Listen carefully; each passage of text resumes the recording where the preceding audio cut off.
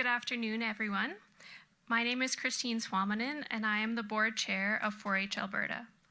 Today, we are thrilled to welcome the Honourable R.J. Sigurdson, Minister of Agriculture and Irrigation, as well as the Honourable George Shahal, MP for Calgary Skyview. A big thank you to members from A big thank you to members from one of the Intro to 4-H clubs for joining us today as well. It looks like you had some great activities here, showing us how to grade peas and grind some wheat as well. On behalf of the 4-H Alberta Board of Directors, as well as the 4-H Alberta community, I would like to express our deepest appreciation for the generous grant we have received in support of some of our programs. The new Intro to 4-H program, mental health programming at the Spring Seniors Symposium, and the Agriculture, Safety, and Mental Health Workshop.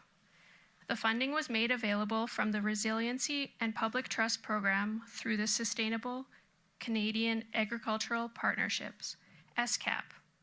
4-H Alberta has a long-standing relationship with our provincial government, a supportive and generous partner who understands the importance of 4-H Alberta for youth across the province, as well as the future of agriculture. I am a 4-H Alberta alumni myself and can tell you the impact 4-H Alberta has had on my life and my career in agriculture. I was raised on a mixed cow-calf and grain operation in central Alberta, so beef 4-H was a natural fit for me.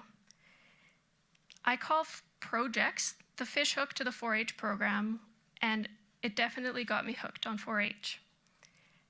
After 9 years of beef 4-H, I had exposure to many of 4-H Alberta's sponsors who displayed the variety of career opportunities in Alberta agriculture. I embarked on a university degree at the University of Lethbridge called Agricultural Biotechnology. With enthusiasm around science and where it meets farming, I have been able to find my career as an agronomist with Richardson Pioneer. This funding for 4-H Alberta is crucial for delivering those much-needed programs and will help us grow 4-H Alberta in the future and many years to come. On behalf of the 4-H Alberta community, thank you very much. With that, I would like to invite the Honourable R.J. Sigurdson, Minister of Agriculture and Irrigation, to the podium.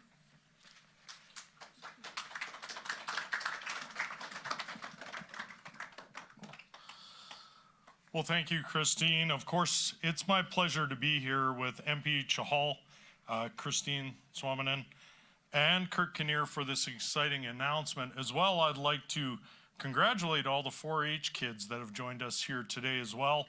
You guys did an excellent job grading peas and grinding up some wheat. I had a lot of fun with you guys before we did this announcement, so great to see you here. For well over 100 years, 4-H has been teaching young folks across the province important skills that they will use for their entire lives.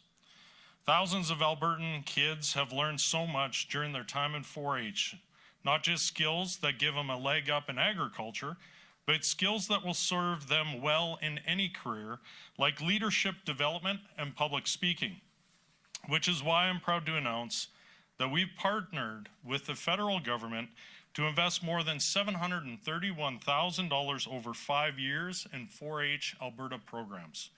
This investment through the Sustainable Canadian Agricultural Partnership will allow 4-H Alberta to expand its Intro to 4-H program, which offers experience-based learning opportunities that build connections between urban and rural youth and local farmers and ranchers.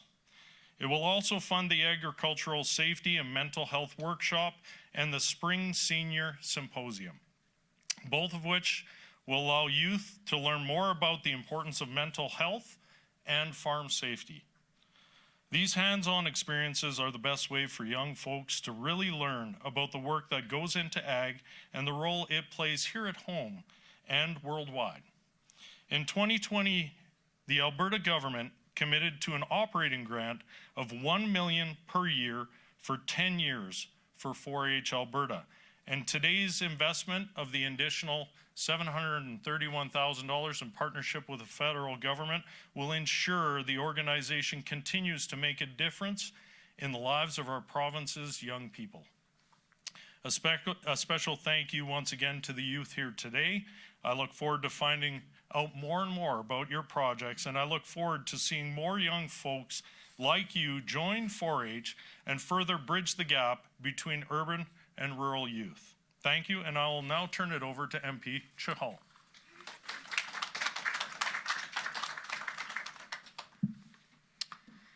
Thank you, Minister Sigurdson, for your remarks and kind introduction.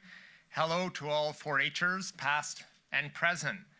I'm so happy to be here on behalf of Minister Lawrence Macaulay, Canada's Minister of Agriculture and Agri-Food, who asked me to say a special hello to all of you. I'd like to start by thanking 4-H Alberta for everything you do to inspire, educate, and celebrate young leaders from across this province. 4-H has been supporting young people in agriculture for over a century. You do incredible work to shape new leaders and give them the tools they need to fulfill their dreams of a career in agriculture. And that's why I'm so thrilled to be here with Minister R.J. Sigurdson to announce this new federal provincial investment of over $730,000 over the next 5 years. This shared investment is being made through the Sustainable Canadian Agricultural Partnership to support 4-H Alberta's impactful programming. As the Minister mentioned, these funds will support the Intro to 4-H program, the Agricultural Safety and Mental Health workshops, and the Senior Spring Symposium. We're proud to support your efforts to build connections between urban and rural kids, develop safety and mental health programming. We have the best farmers in the world, but we know that they can experience their share of mental health struggles too. That's why supporting mental health and young people is so vital. So thank you to 4-H Alberta for taking a leadership role in boosting mental health awareness for youth. There are so many exciting opportunities on the horizon for Canadian agriculture, and our government will continue to work with the province to support impactful programs like 4-H and Alberta's next generation of farmers. Thank you very much, and now I'd like to invite the CEO of 4-H Alberta, Kurt Kinnear, to the podium.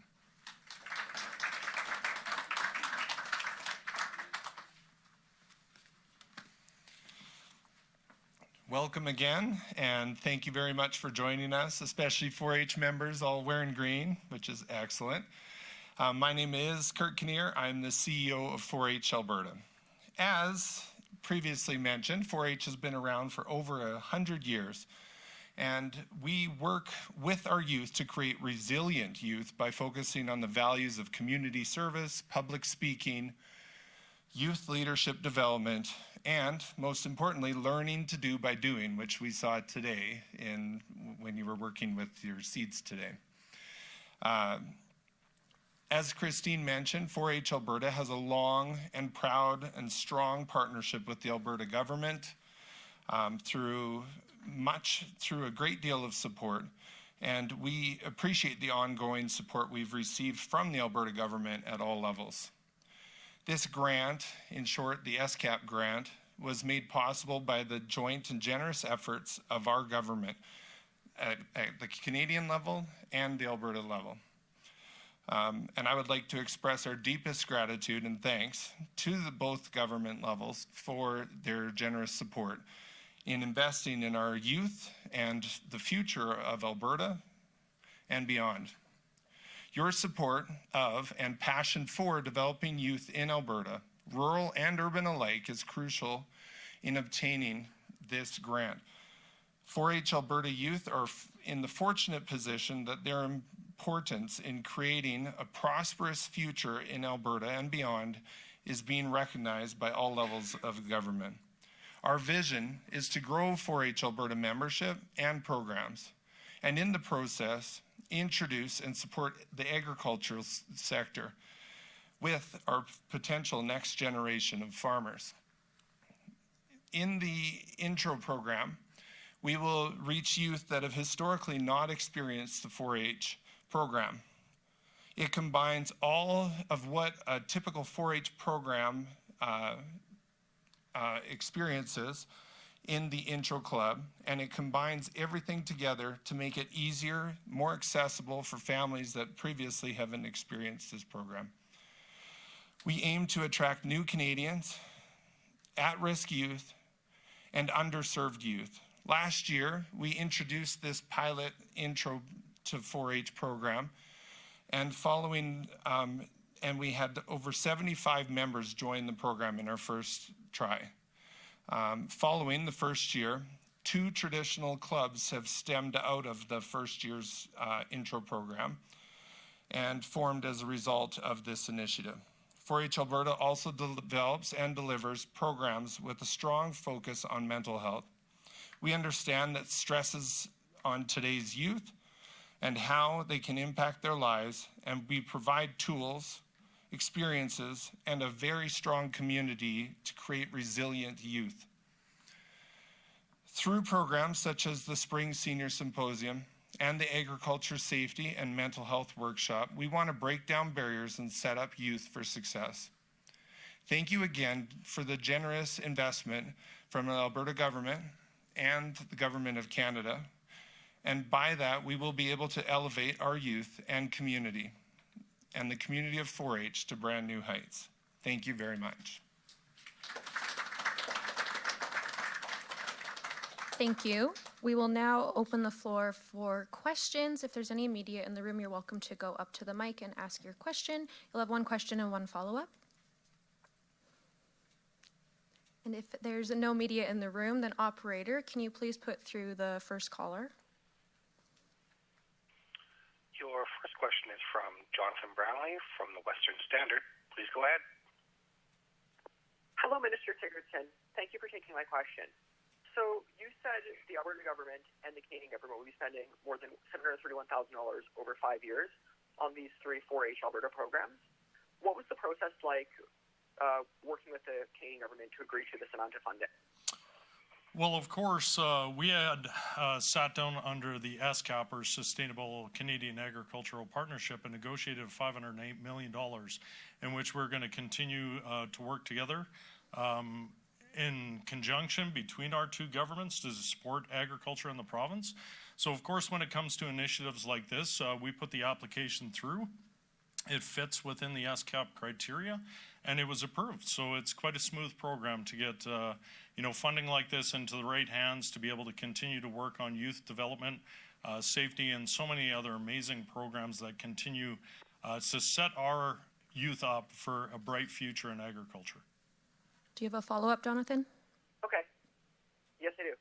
So while you are working together right now with the Canadian government on this agriculture initiative, you've obviously sparred with the Canadian government in the past on various programs that it's brought forward and your disagreements with that. Why is it important that the Alberta and Canadian governments collaborate more when it comes to agriculture? Well, I think it's really important that we continue to collaborate together. When you look at conservative estimates, by mid-century, by 2050, the global demand for food could rise anywhere from 40 to 50% or more. We know Alberta is a net exporter. We have the highest quality food products in the world. We know as that demand continues to rise that our trading partners are going to be looking to Alberta to be a solution to feeding their domestic population. So, of course, as we continue to set ourselves up for success in the future, we have to continue to work together, understanding that we need to innovate, invest in research, and continue to invest in our farmers and ranchers to make sure they're profitable and sustainable for the future, understanding that demand globally is going to continue to rise.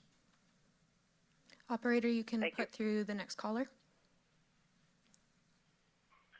The next caller is Darren Rathwell from City News. Please go ahead. Hello. Thank you for taking my call. Minister Sigurdson, I'm want to go a little bit off book, if I may, just in regards to the election of President Trump and his comments regarding tariffs on Canadian products. Are you concerned about tariffs being laid on Canadian agricultural products? Well, definitely anytime you think about tariffs, I don't think they're in the best interest of either country.